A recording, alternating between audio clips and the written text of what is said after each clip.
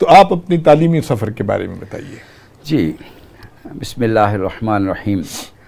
अब्बासी साहब, पहले तो मैं आपका शुक्रिया अदा करना चाहता हूँ कि आपने मुझे अपने इस बहुत ही उम्दा प्रोग्राम में दावत दी है, ताकि वो पैगाम जो दर हकीकत कुरान का पैगाम है, अल्लाह का पैगाम है, इसके ज़रिए मैं अपने बच्चों तक पहुँचा सकूँ, अपने अजीज़ों तक पहुँचा सकूँ। तो अर्ज़ ये है कि मेरा जो स्कूल का था वो तो इस्लामी स्कूल ख़जाना गेट में मैट्रिक किया।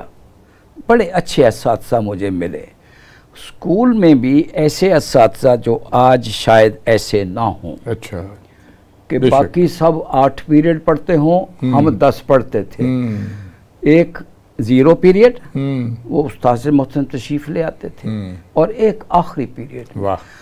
उन्होंने हमें 6ठी 7वीं में ही ये एक सबक पढ़ा दिया था कि बच्चों, अगर तुम्हारे 60% नंबर आए तो लोग तुम्हें मुबारकबाद दें, तुम ना खुश होना जब तक 80% नंबर आ जाएं। ये मुकाबले की बात, अल्हम्दुलिल्लाह, बात शुरू से ही ज़हन में बैठ गई।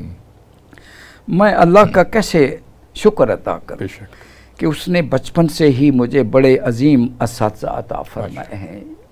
अल्लाह उनको जन्नतुल फिरदौस अता फरमाए, बड़े। आमीन। उसके बाद फिर मेरा जीसी में एडमिशन हुआ, अल्हम्दुलिल्लाह, ऑन मेरिट। मेरे वालिदैन ने कभी जीसी को देखा भी नहीं था। अच्छा। लेकिन सब ने सुना हुआ था कि भाई सबसे आला इदारा जीसी यूनिवर्सिटी है, तो मैंने अप्लाई कर दिया। अच्छा। अब इकोनॉमिक्स और स्टैट्स तो मेरे 2 मज़मून थे ही, इस पर तो कोई गौर करने की ज़रूरत ही नहीं पेश है, ये डिसाइडेड था। तीसरे मज़मून की समझ नहीं आ रही थी। तो मैं जिस मस्जिद में नमाज़ पढ़ता था वहाँ हमारे एक दोस्त वारबर्टन से आया करते थे। अच्छा। मैंने कहा, वो मुझे ज़रा बड़े सीनियर थे और अच्छे थे, मैंने कहा भाई मुझे एक मशवरा चाहिए, मेरा तीसरे मज़मून का फ़ैसला नहीं हो पा रहा। उन्होंने बड़े एतमाद से कहा कि देखो, तुम्हारा शौक़ मैं देखता हूँ मज़हब के साथ, कुरान के साथ दिलचस्पी है, तुम बिला धड़क अरबी ज़ुबान रख लो। अच्छा। मैंने कहा मुझे तो ABC भी नहीं आती, मैं कैसे रख लूँ, मैं कैसे कम्पीट करूँगा बच्चों के साथ। तो कहने लगे अल्लाह मालिक है, तुम बस ये रख लो। अच्छा। ये मैं समझता हूँ अल्लाह की तरफ से फ़ैसला था, मैंने वो लिख के दिया। अब इस सब्जेक्ट को मैं अब कुछ ना कुछ सीखने का मैं अभी शुरू करूं। तो हमारी उसी मस्जिद में अल्लाह ने पहले इंतज़ाम किया हुआ था, दर्स देने आते थे प्रोफेसर अयूब रज़वी साहब। अच्छा। Professor of Arabic. मैंने कहा ये तो अल्लाह ने, मैंने उनसे अर्ज़ की, मैंने कहा सर मेरा ये इशू है, मैं तो अरबी रख बैठा हूँ, वो तो मुझे आती नहीं, तो आप मेरी कुछ हेल्प करेंगे? वो भी अल्लाह वाले थे, कहने लगे बेटा तुम फिक्र ना करो, तुम मेरे घर आ जाया करो। अच्छा। बस जनाब, मैं उनके घर, कोई फीस नहीं सर, ये वो दौर में क्या किरदार था, कोई माली मफाद नहीं, सिर्फ अल्लाह की खातिर।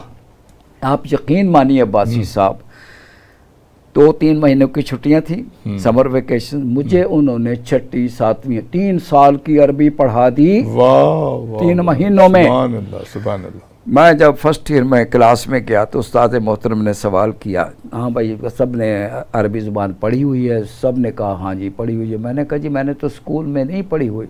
अच्छा, फिर कैसे ख्याल आया? मैंने कहा बस अल्लाह का फ़ैसला था, मैंने रखा। अच्छा,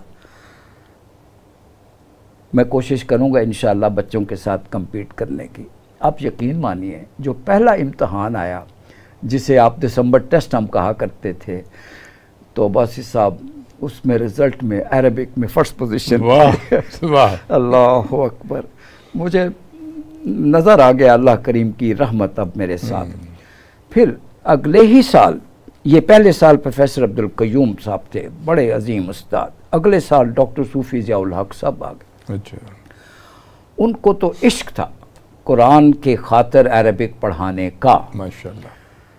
पहला सवाल ही पूछा, बच्चों तुमने अरबी ज़ुबान कुरान के लिए पढ़नी है या इम्तहान के लिए? अच्छा। हमने कहा सर कुरान के लिए पढ़नी है। उनसे सही जवाब निकल आया, बस ठीक है। अच्छा। हमारा एक रेगुलर पीरियड होता था, उन्होंने कहा एक से तो गुजारा नहीं होता, हम 2 पढ़ा करेंगे। मुतालबा हमारी तरफ से था। अच्छा। हम रोज़ाना 2 पीरियड, चौथा और 5वां पढ़ते थे।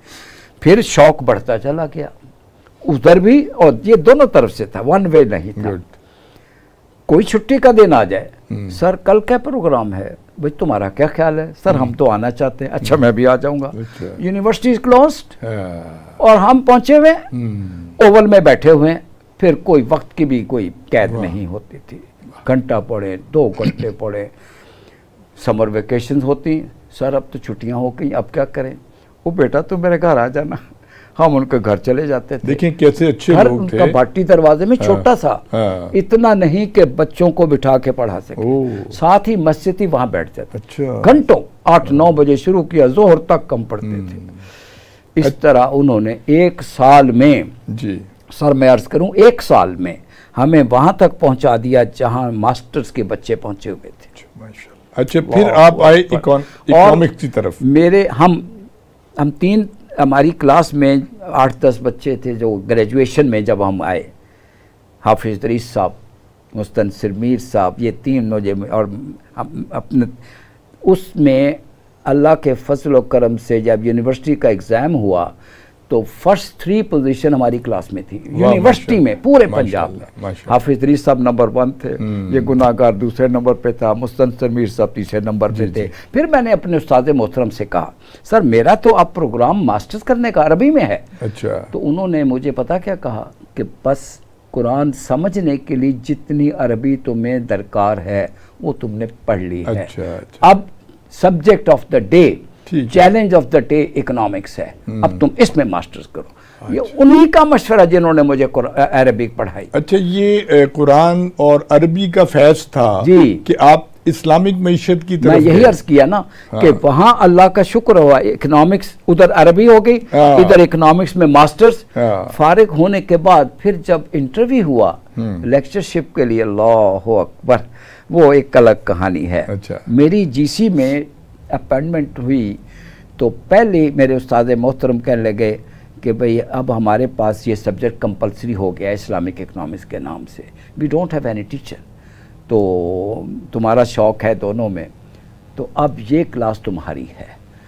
आम तौर पर जो नया उस्ताद होता था उसे फर्स्ट ईयर की क्लास देते थे, मुझे अल्हम्दुलिल्लाह पहले दिन ही मास्टर्स की क्लास मिली। अच्छा। और मुसलसल जब तक मैं रिटायर नहीं हो गया मैंने मास्टर्स की क्लास को पढ़ाया है। अच्छा डॉक्टर प्रोफेसर साहब, एक बात बताइए कि इस्लामी मईशत की बात करते हैं जब, तो वो लोग जो इस पे एतराज़ करते हैं वो कहते हैं कि हम सारी दुनिया के मकरूज हैं, हम मकरूज हैं सारी दुनिया के, और हम सूद अदा कर रहे हैं।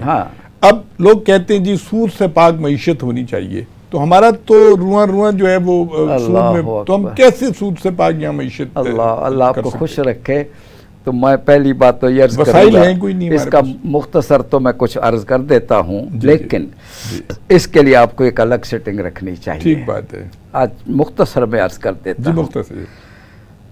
पहली बात तो ये है कि सूद की तरफ हमें किसी ने धकेला नहीं था, हम खुद ही इस गड़े में गिरे हैं, जाकर हम खुद इस गड़े में गिरे हैं। ठीक है।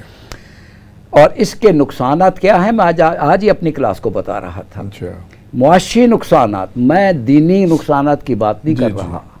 कितने हैं, 1 घंटा मुझे दीजिए, मैं आपके सामने रख दूंगा इंशाअल्लाह। क्लास में तो रखता हूँ, पिछले 40 साल से रखता आ रहा हूँ, आपके सामने भी रखूंगा। इसके क्या नुकसान है, और आज वो नुकसान बड़ा खुल के सामने आ चुका है।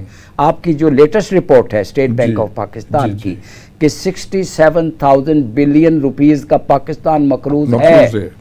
एक बच्चा और सुन लीजिए, ये जो पिछला बजट गया है उसमें आपका बजट था 14,500 अरब रुपए का, जिसमें टैक्स रेवेन्यू तकरीबन 7,000 अरब था। जी ठीक है, ऐसे ही है। और सूद पता कितना अदा करना था, 7,300 अरब। अल्लाह, बोलिए, जो कमाया वो सारा वापस साहूकारों की झोली में डाल दिया। अब रोटी कहाँ से खाएं, फिर कशकोल पकड़े, भीख मांगने निकल जाए। $1 का सवाल है बाबा, कभी सऊदी अरब, कभी UAE, कभी चाइना, और IMF के सामने तो हम बिछे हुए हैं पूरी तरह से। निकलना मुश्किल हो गया है। किस तरह से निकले, अल्लाहु अकबर। और अब जो अभी कल जो बजट आया है, इसमें पता है कितना सूद अदा करना है आपने, 9,700 अरब। अल्लाह। ये हालत आपकी बढ़ती चली जा रही है, जबकि दुख का मकाम सुनिए। अब आपने मुझे इस तरफ डाल दिया है तो फिर अब सुनिए। इस वक्त हम अपनी इलीट क्लासेस को पता है कितनी सब्सिडी दे रहे हैं? 4,500 अरब। बंद करें उसे, बिल्कुल। अभी सूद को एक तरफ रख दे। मैं आपको बता रहा हूं किस तरह से आप IMF से निजात पा सकते हो। आप इलीट क्लासेस के जो ये सब्सिडीज है, ये मुराआत ये खत्म करें। 4,500 अरब। नंबर 2, आपकी GDP जो है उसका साइज पता है कितना है? $341 बिलियन पिछले साल की मैं बता रहा हूँ फिगर। इस साल की अभी मेरे सामने नहीं आई। ये वो है जो डॉक्यूमेंटेड इकोनॉमी है, यानी जो रिकॉर्डेड है, जो फाइल करते हैं, जो आपको पता है। इतनी ही इकोनॉमी अनडॉक्यूमेंटेड है, यानी अंडरग्राउंड है। अगर $341 बिलियन से आपको 7,000 मिल रहा है, तो अगर वो पूरी जो अनडॉक्यूमेंटेड इकोनॉमी है उससे भी पूरा टैक्स मिल जाए, जो भाग रहे हैं और जान छुड़ा रहे हैं, तो आपके एक पैसे की जरूरत नहीं पड़ेगी आपको कर्ज लेने की। बिल्कुल, बड़ी सीधी सीधी मैंने आपके सामने फैक्ट्स एंड फिगर रख दिए।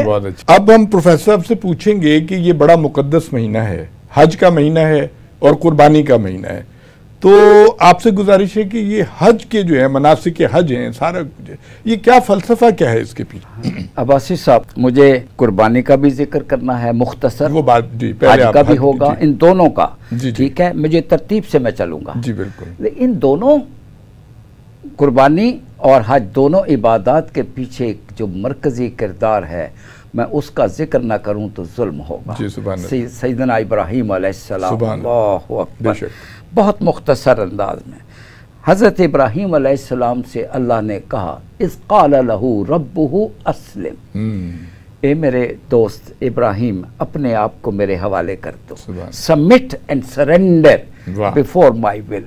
तो क़ाल अस्लमतु लिरब्बिल आलमीन, ए अल्लाह आज मैंने अपने आप को आपके हवाले कर दिया है, आज के बाद जो हुक्म आएगा ये सर झुकता चला जाएगा, कभी क्यों नहीं पूछूंगा। दाई इल्लल्लाह बन के इसी जवानी की उम्र में उठ खड़े हुए, बाप को दावत दी, बाप नाराज हुए, निकल जा मेरे घर से, कहा मुझे मंजूर है। अल्लाहु अकबर। कौम को समझाना शुरू किया, बुतों की परस्तिश करते थे, कौम ने नहीं समझा तो उनको समझाने की खातिर एक दिन उनके बुतखाने में दाखिल होकर बुतों को तोड़ डाला। आए वापस, लोग आए, ये क्या हो गया, ये किसने किया होगा? तो सबकी जुबान पे पता क्या था? सिमअना फतन यज़कुरु आलिहतना युक़ालु लहू इब्राहीम, ये हरकत सिवाय इब्राहीम किसी और की नहीं, ये एक ही नौजवान है। नौजवानों के लिए मैसेज है, अल्लाहु अकबर। ये उम्र होती है टू राइज, उठने की, अल्लाह का पैगाम लेके उठ खड़े होने की। तो हज़रत इब्राहीम अलैहिस्सलाम को बुलाया, आओ जनाब जरा बताओ, अंत फालता हाजा भी आलिहतने या इब्राहीम, इब्राहीम ये हरकत तुमने की है? उन्होंने कहा मुझसे क्या पूछते हो, ये तुम्हारे खुदा है, जरा इनसे पूछ लो। फस्अलूहुम इन कानू यंतिकून, why don't you ask them, इनसे पूछो। नुकिसू रुऊसहुम, चेहरे लटक गए और कहने लगे, इब्राहिम आपको पता है मा हाउला यंतिकून, ये बोल नहीं सकते। तो इसी का वो इंतजार कर रहे थे। उफ़्फ़िल लकुम वलिमा ताबुदून, तो फिर तुम शर्म करो। आए है, मैं अपने अल्फाज में यूं तर्जुमा, तुम्हें शर्म आनी चाहिए, इनको पूछते हो जो बता ही नहीं सकते, इनके टुकड़े किसने किए, ये तुम्हारी बिगड़ी बना कैसे सकते हैं। फिर समझ आ गई उनको, लेकिन फैसला क्या हुआ? फैसला ये हुआ, क़ालू हर्रिक़ूहु, इनको जला के रख कर दो, आइंदा आने वाली नस्लों को सबक मिले। तो क्या हजरत इब्राहिम मौत से डर गए थे? इकबाल क्या कहते हैं, बेखतर कूद पड़ा आतिश नमरूद में, इश्क अक्ल है महवे तमाशा लबे बामा भी। लेकिन मौजा भी हो गया, इधर आग में फेंकने वाले थे और उधर आग पैदा करने वाला का पैग, कुलना या नारू कूनी बर्तम व सलामन अलैहि, इब्राहिम मेरा अकेला है, ये सब एक तरफ है, देखना मेरे इब्राहिम को कोई नुकसान न पहुंचे। गुलो गुलजार बन गई, दुनिया ने देखा कि हक तो ये है, यही हक पर है, लेकिन नहीं माने। अब मेरा सवाल है आपसे भी और बच्चों से भी, बूझो क्या असल वजह क्या थी, हक समझ आने के बावजूद क्यों उनके खिलाफ ये सब खड़े हो गए थे। तो इस पर गौर करने की जरूरत है। ये बुतों को बुत तो मट्टी के हैं, ये क्या बिगाड़ सकते हैं। बात बुतों की नहीं थी, बात अब्बासी साहब बुतों के पीछे पूरा सिस्टम था। वो एक बुतों के नाम पर ही नमरूद की हुकूमत थी। बुतों के नाम पे जागीरें थी जिसको मैनेज कर रहे थे जागीरदार। बुतों के नाम पे कारोबार थे जिससे फायदा उठा रहे थे सरमायादार। लिहाजा नमरूद, वक्त के जागीरदार, वक्त के सरमायादार, उन सब ने समझा इस शख्स की दावत बुतों के खिलाफ नहीं बल्कि हमारे पूरे निजाम को ये जड़ों से काटना चाहता है, इसलिए वो मुखालिफ हुए थे। तो मैं आपको in between the line message दे दूं कि सैयदना इब्राहिम दर हकीकत उठे थे दाई इनकलाब बनकर, दाई इल्लाह बनकर। हर नबी अल्लाह ने जो भेजा है वो दाई इनकलाब बनकर आया है। तो असल तो ये था मिशन उनका। इसकी खातिर अब देखा इस कौम में अब कोई इम्कान नहीं है हक को समझने का, वतन छोड़ दिया, उसकी भी परवाह नहीं की। और फिर हुक्म आया, अल्लाहु अकबर, अल्लाह ने फूल जैसा बेटा दिया हुआ था, अभी वो छोटा सा है। हुक्म आया इसको और इसकी माँ को मेरे घर के सामने छोड़ आओ। तो ये नहीं कहा क्यों, वहां क्या होगा, ये जरूर कहा अल्लाह करीम तेरा हुक्म है, मैं सवाल नहीं करूंगा, मैं दोनों को छोड़ के आ गया हूं। अल्लाह अकबर। तो रब यूं ही तो नहीं किसी के हवाले कर दिया करता। बच्चा प्यास से जब एड़ियां रगड़ रहा था, चश्मा उबल खड़ा हुआ, जमजम, ये वही जमजम है। अल्लाह अकबर। वही बच्चा जब जरा बड़ा हुआ तो हुक्म आ गया, इससे बड़ा प्यार है, मेरी राह में कुर्बानी के लिए इसको तैयार कर दो, आज कुर्बान कर दो। तो नहीं पूछा अल्लाह क्यों, बल्कि बेटे से पूछा, मैं तो फैसला कर चुका हूँ, बेटा तुम्हारा क्या ख्याल है। मंजूर माजा तरा, तो उसने क्या कहा था, या अबती फाल मा, तो बजाना आपने हुक्म दी, आपको अल्लाह ने हुक्म दे दिया है, सोच क्या रहे हैं आप, कर गुजरिए, मैं सी नहीं करूंगा। बाप ने लिटा दिया जी, दोनों सबमिशन एंड सरेंडर का मुजस्समा बन गए। तल्लाहु लिल जबीन, बेटे को लिटा दिया, छुरी रख नहीं दी, चला दी। और जब पट्टी खोली तो इस्माइल मुस्कुरा रहे हैं और एक मेंढा ज़िबा हुआ पड़ा है। अल्लाहु अकबर। अब सवाल है, आपने सवाल किया है, वफ़दैनाहु बिज़िब्हिन अज़ीम, अल्लाह कहते हैं हमें ये इतना पसंद आया। अल्लाहु अकबर। इस्माइल को बचा लिया लेकिन जानवर कुर्बान हो गया। अब मैं एक मैसेज देना चाह रहा हूँ, इज़िब्तला इब्राहीम रब्बुहु बिकलिमातिन फ़अतम्महुन, ये तरबियत हो रही है हज़रत इब्राहीम की। सारी आजमाइशों से सब तरबियत के मराहिल से जब गुजर गए तो अल्लाह ने क्या फरमाया, क़ाल इन्नी जाइलुका लिन्नास इमामा, इब्राहीम अब आप वर्ल्ड लीडर हमने आपको बना दिया है, इमाम इंसानियत। मैसेज क्या है, world leadership is the mission of prophets. World leadership is the mission of all Muslims. और हजरत इब्राहीम की सीरत पर अमल करते हुए मेरा और आपका और हम सब का मिशन वर्ल्ड लीडरशिप है। उसकी तैयारी में ये सारे मराहिल है, ये कुर्बानी उसी का रास्ता है, उसकी तैयारी है। अच्छा ये फरमाइए अपना प्रोफेसर साहब कि ये जो मनासिक हज हैं, जैसे हम तवाफ़ काबा करते हैं, शैतान को पत्थर कंकरियां मारती, ये सारा जो है ये किस चीज को हम अल्लाहु अकबर। आप रमी जमरात की तरफ आ गए, आप सबसे पहले एहराम की तरफ आइए जरा। अल्लाहु अकबर। हज शुरू कहाँ से होता है जरा ये तो बताइए, शुरू कहाँ से होता है। एहराम की दो चादरें आप बांधते हो, अनसिली हुई जी, एक तहबंद है, एक चादर ओढ़ने वाली है। इन दो चादरों में क्या ये दो चादरें हैं, ये इसके अंदर ये दो चादरें एक पैगाम दे रही हैं। ये एक पैगाम तो ये है, नंगे सर नंगे पाँव ए अल्लाह तेरा गुलाम चला रहा है, लब्बैक अल्लाहुम्मा लब्बैक ला शरीक लक लब्बैक। मैं आपसे पूछता हूँ, ये तो लब्बैक होता है मैं हाजिर हूँ, भाई ये जवाब है, सवाल क्या था, अज़्ज़िन फिन्नास बिल हज, इब्राहीम मेरे घर की पहले तामीर कीजिए, अब लोगों को दावत दीजिए। तो इब्राहीम अलैहिस्सलाम के जहन में आया होगा कि अल्लाह मेरी आवाज़, मेरे पास तो कोई माइक नहीं, कोई स्पीकर नहीं, आवाज़ कैसे जाएगी। फरमाया ये तुम छोड़ दो, तुम्हारा काम पुकारना है, दाई का काम पुकारना होता है। ये आवाज कोने कोने तक जाएगी। देखना लोग पैदल भी आएंगे, या तू का रिजालन वाला कुल्ली स्वामिन यातीना मिन कुल्ली फज्जिन अमीक, दुनिया के कोने कोने से सिमट सिमट कर खिंचते हुए चले आएंगे और आते रहेंगे। ये उसी कॉल का जवाब है जो लब्बैक का लफ्ज निकलता है।